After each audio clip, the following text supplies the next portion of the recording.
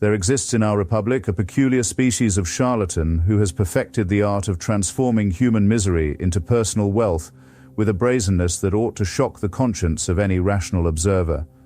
I speak, of course, of the modern faith healer, that preening, pomaded parasite who stalks the airwaves and megastages of America, promising divine intervention while his hand slips deftly into the pockets of the desperate, the elderly, and the dying. What distinguishes these theological grifters from their snake oil peddling predecessors is not merely the scale of their operations, though that is indeed breathtaking, but rather the utter shamelessness with which they have industrialized suffering itself. They have constructed a business model so perfectly insulated from scrutiny, so exquisitely designed to exploit both legal loopholes and human vulnerability, that one must grudgingly admire its diabolical efficiency even while recoiling from its moral bankruptcy. Let us begin with the most obvious scandal, the extraordinary financial opacity afforded to these spiritual entrepreneurs by our tax code. While legitimate charities must file Form 990, subjecting their finances to public scrutiny and accountability, churches, and by extension the sprawling media empires that masquerade as churches, enjoy a remarkable exemption. They need not disclose their revenue, their expenditures, or how much of the widow's mite finds its way into the preacher's private jet fund. This is not merely a loophole, it is a chasm through which billions of dollars disappear annually, transmuted from the social security checks of the credulous into the real estate portfolios of the sanctimonious. Why, one might ask, would any rational legislature grant such carte blanche to an industry? The answer lies in the peculiar American superstition that religion occupies some sacred space beyond critique, beyond regulation, beyond the vulgar concerns of transparency that govern every other enterprise. Touch not the Lord's anointed, as the faithful are fond of saying, a convenient doctrine that happens to serve the anointed rather well. This fiscal darkness naturally attracts a certain caliber of entrepreneur. Just as a lack of food safety inspections would draw those keen to sell rancid meat, so does the absence of financial oversight magnetize the fraudster, the megalomaniac, and the sociopath with a gift for theatrics. And what theatrics they are! The lineage of modern televangelism traces back through a distinctly American tradition of revivalism, those fervent tent meetings where itinerant preachers would roll into town promising salvation and delivering entertainment. The tent revival preacher was part showman, part shaman, working the crowd with the practiced ease of a carnival barker. He knew his audience, rural, often poor, seeking meaning in lives marked by hardship and toil. The formula was simple: manufacture emotional crisis, offer supernatural solution, pass the collection plate. Radio democratized this hustle. Suddenly the preacher need not travel to the Rubes. The Rubes could tune in from their own parlors. Amy Semple McPherson and her contemporaries pioneered the mass media ministry, demonstrating that salvation could be commodified and broadcast. But it was television that truly transformed these spiritual peddlers into moguls. Television added the crucial element of visual spectacle. Now the faith healer could be seen, laying hands on the afflicted, commanding wheelchairs to be abandoned, striking the crippled so that they might walk. The medium's intimacy created a parasocial relationship between preacher and viewer that was far more potent than anything radio could achieve. The camera could capture the tear rolling down the evangelist's cheek, could showcase his expensive suit, proof of God's favor, naturally, could broadcast live from gleaming stadiums that spoke of success, of divine endorsement. But let us move beyond mere financial chicanery to consider the truly criminal dimension of this enterprise, the body count. How many diabetics have discontinued their insulin because a man in a $1,000 suit assured them they were healed? How many cancer patients abandoned chemotherapy to send their treatment money to a ministry that promised miracle spring water or anointed prayer rugs? How many parents have watched their children die because they believed more fervently in the televangelist's God than in empirical medicine? These deaths leave no forensic trail pointing back to the preacher's studio. There are no subpoenas, no wrongful death suits that gain traction. The victims die in their homes, their obituaries noting their faith, their families perhaps wondering privately why God called them home but never publicly questioning the holy man who promised them healing. The preachers, meanwhile, continue their broadcasts uninterrupted, unmarked by the consequences of their claims. When confronted, on those rare occasions when a journalist manages to corner them with a specific case, they retreat to the unfalsifiable.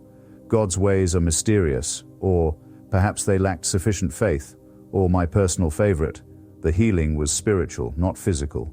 The con is perfect because it can never be disproven. If you're healed, praise God and send more money. If you die, well, that was God's plan, and your survivors should send money in your memory. Observe, too, the remarkable flexibility of the divine will when it comes to building projects and charitable endeavors. A preacher announces that God has commanded him to build a university or a hospital or a broadcasting center. The donations pour in, tens of millions of dollars extracted from Social Security recipients and minimum wage workers who sacrifice their grocery money for God's kingdom. Then, mysteriously, the Lord changes his mind. The hospital becomes a theme park, the university becomes a yacht, the broadcasting center becomes the preacher's fourth mansion. When questions arise, the explanation is simple. God's plans are not our plans. Who are we, mere mortals, to question the divine pivot? The money, conveniently, need not be returned. After all, it was given to God, not to the specific project. And God, speaking through his anointed representative, has decided it should be reallocated. To question this is to question God himself, and we're back to touching not the anointed.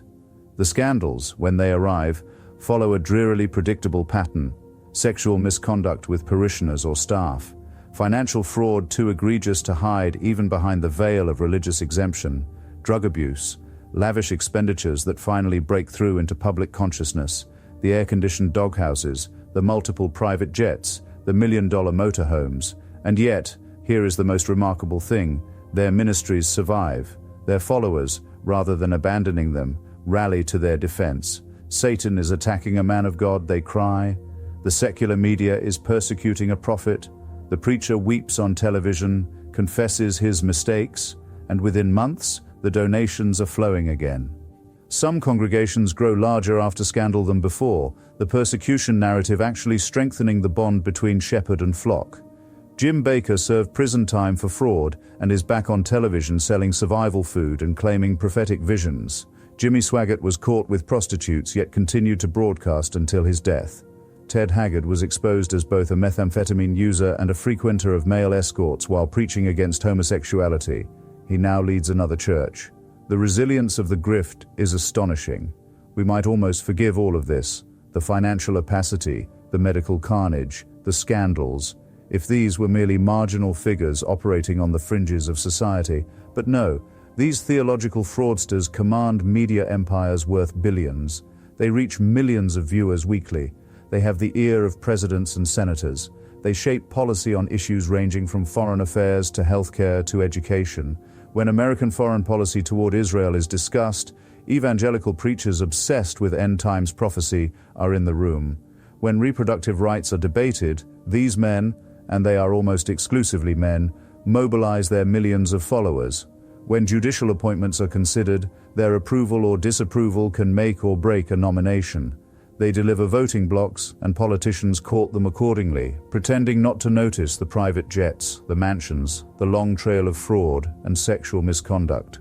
This is the true obscenity, not that these men exist, charlatans have always existed, but that our political class genuflects before them. Senators and presidents appear on their programs, seeking their blessing, legitimizing their enterprises. The same politicians who demand accountability from every other institution treat these religious moguls as untouchable, as if the Constitution's prohibition on establishing religion somehow requires us to grant religious fraud a pass. And what of the followers themselves? Here we must tread carefully, for it is tempting to simply dismiss them as fools deserving of their fleecing. But this misses the point. Many of these donors are poor, elderly, lonely, frightened, precisely the vulnerable populations that con artists have always targeted. They are promised community, purpose, healing, prosperity. They are told that their suffering has meaning, that relief is coming, that their deceased loved ones are in heaven waiting for them. The psychological manipulation is sophisticated. The preacher becomes a surrogate family member, appearing in their living room daily. The ministry provides community through prayer groups and phone counseling. The theological framework offers simple answers to complex problems. You're poor because you haven't given enough to God. You're sick because of insufficient faith. Your life is difficult because Satan is attacking you. Breaking free from this requires not just rejecting the preacher, but dismantling an entire worldview, admitting that the money is gone, acknowledging that the healing never comes, facing the reality that there is no cosmic plan, just charlatans and their marks. Most cannot do it, so they continue to give, continue to believe, continue to defend their persecutor against all evidence. This is not a victimless crime of mutual consensual fantasy. Real people die when they abandon medicine for miracles. Real families are bankrupted when they send their savings to millionaires. Real harm is done when these frauds influence policy affecting millions. The fact that it's all done under the banner of religion does not sanctify it. It indicts both the perpetrators and the society that grants them special dispensation. The faith-healing industry persists not because it works, it manifestly does not, but because it exploits profound human needs, the need for hope, for community, for meaning, for the belief that suffering serves a purpose. These are not contemptible needs. What is contemptible is the systematic exploitation of these needs by men who have discovered that human vulnerability can be mined like a natural resource, that desperation is infinitely renewable, and that America's bizarre reverence for religious expression means they can conduct their extraction operations in broad daylight, tax-free and transparent to no one. These men have found a way to profit from the old observation that hope springs eternal. They have constructed an entire industry around the bottling and sale of hope, false hope, empty hope, but hope nonetheless. And as long as there are desperate people seeking miracles, there will be well-dressed sociopaths willing to provide them for a price. The only miracle in this sordid equation is that we fail to see it for what it plainly is: fraud, conducted on an industrial scale, with the blessing of the state and the complicity of millions.